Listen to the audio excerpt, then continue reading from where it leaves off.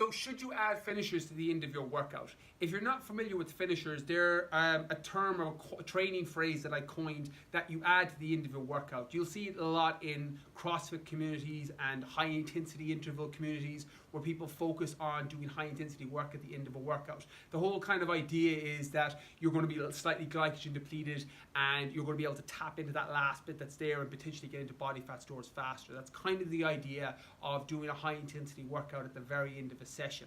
So should you do finishers? So when I say finishers, anything that's high intensity based that you do at the end of your normal workout. So you do your hypertrophy workout, or you do your strength workout, or you do your cardio workout, and then you do a finisher at the end. So a finisher normally constitutes some form of heart rate elevation with a time under tension strategy where you're tearing fibers down in the muscle. So there's two ways, really, there's several ways, but there's two main ways in training that allow you to burn more calories and burn more body fat potentially, providing that you're in a calorie deficit and you've got your nutrition dialed in.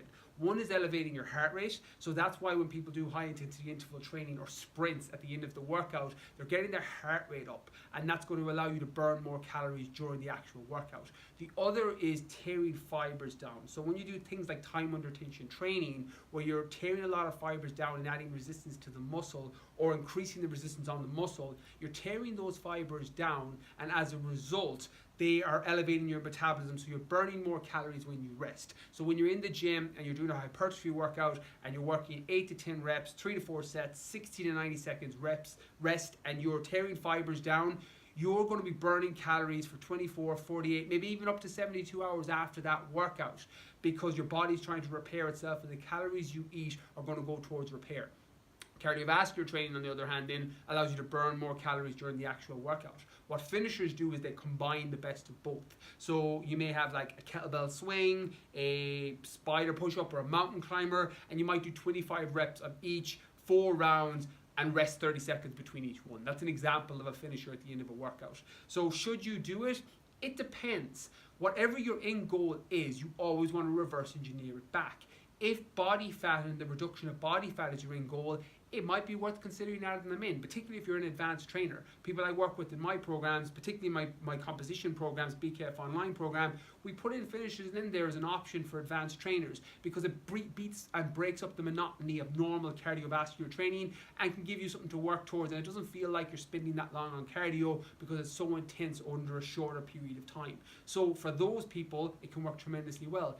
If you're a beginner and fat loss is your goal, you probably don't need it. You're going to get everything you need from time under tension or some form of hypertrophy training or some form of cardiovascular training, providing that your nutrition is right. And then you can save the finishers for when you kind of get to an intermediate level or an advanced level. So you probably don't need it. If you're trying to pack on size and build muscle, also you probably don't need it unless you've added in the extra calories to supplement back in what you'd be burning in a finisher. Then you're kind of pulling from two sides. If you're trying to build muscle, you want to use the calories to keep you in a surplus so that the food you eat goes towards repair, you can get bigger.